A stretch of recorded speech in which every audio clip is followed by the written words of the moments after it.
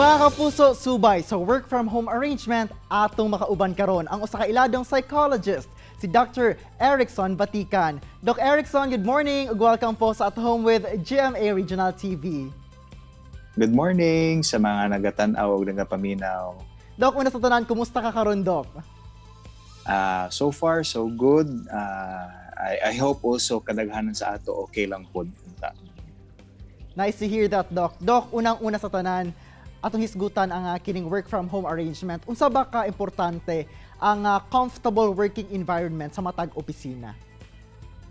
Importante gud kaayo no nga maging comfortable ta sa atong working space kay diha makaapekto gud siya sa atong productivity, sa atong mga output, sa atong concentration. So dapat hanayon nato karong panahona kay naga-work from home man ta, dili na pareha sa una nga natay sariling space sa office kay naaman ta sa pandemic unya kasagaran pod sa mga lugar sa Pilipinas kay naka GCQ pa, dili pa tanan maka-report sa opisina. So kinahanglan nga ma-utilize nato ang kanang ginatawag nato technology.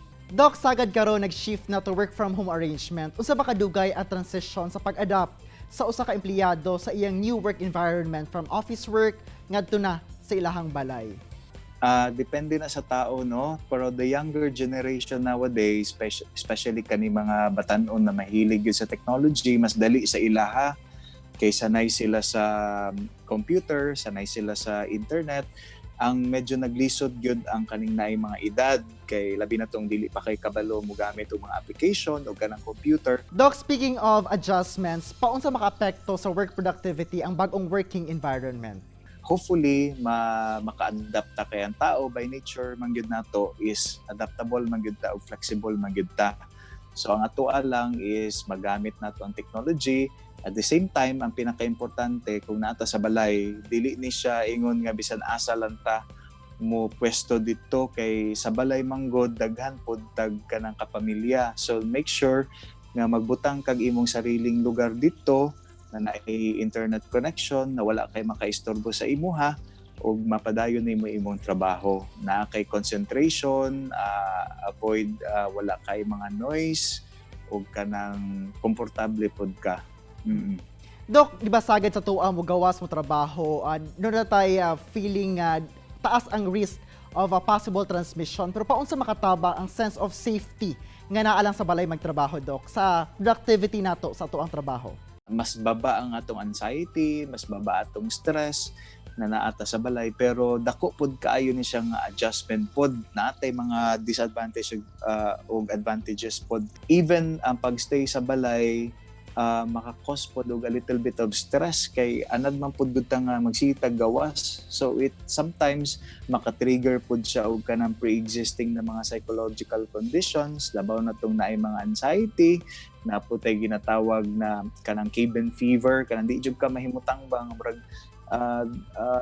kulbaan ka, na murag masikip, inana gusto gid ta mo gawas. So daghan lailahi ang mga epekto ani sa mga tao. Doc, can we expect na change of behavior or change of focus sa usa ka tao kay lagi dili na katong mga usual nga mga co-employees nila ilang kauban kung dili kato na mga miyembro sa ilahang pamilya?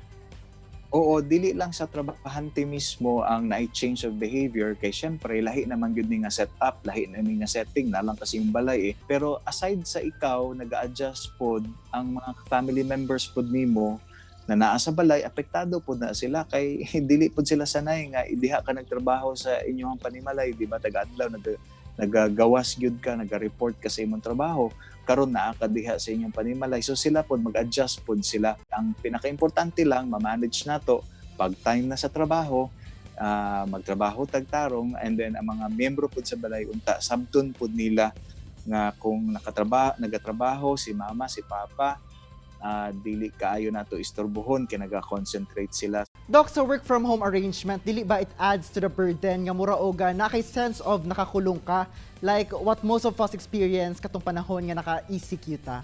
Affected gyud ang mga tao, pero makaingon ta nga ang uban naka-adjust pod sa pila ka bulan na nagstay sila sa balay. Mauna nga dapat bantayan gyud nato ang ato mga signs and symptoms no.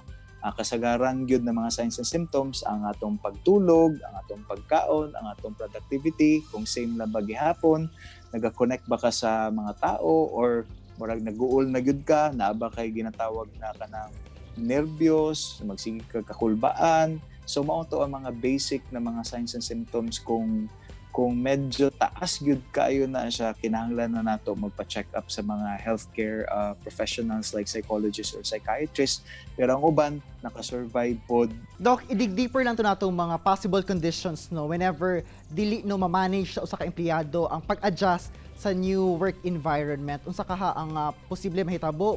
Do na ba depression or ano unsa to nga mga conditions, Doc?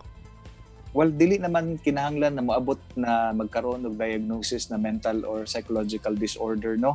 Pinaka-importante nga dapat tan-aw nato ang output sa usa ka worker, kung na-deliver ba niya ang quality, dili sa quantity sa kadaghanon pero ang quality sa output sa iyang trabaho. Diha nato makita kung naka-adjust siya or dili. Doc, finally, your message sa tanang mga empleyado to maintain healthy lifestyle, labi na sa mental health. Well, para sa tanang mga nagatrabaho, mga workers nato to maintain a healthy lifestyle, physically healthy and mentally healthy, dapat maintain nato ang atuang proper exercise, nindot gyud na natay schedule sa pagpasingot kay maka-maintain ni makatabang ni siya sa physical and our mental health, no? Tapos dapat i-watch out nato ang atong pagkaon, di ta magpataka og kanang high calories na mga pagkaon kay tungod naka-quarantine or limitado atong physical movement. Dapat magluto pud ta or mag-order ta o i-prefer nato ang katong mga healthy food na dapat ato ang ginakaon. Alright, dahan kay salamat Dr. Erickson Batican sa paghatag kanamo og insightful information sa tanang mga empleyado, mapa-office work man or work from home arrangement. Thank you, Doc. Maraming salamat. Thank you po.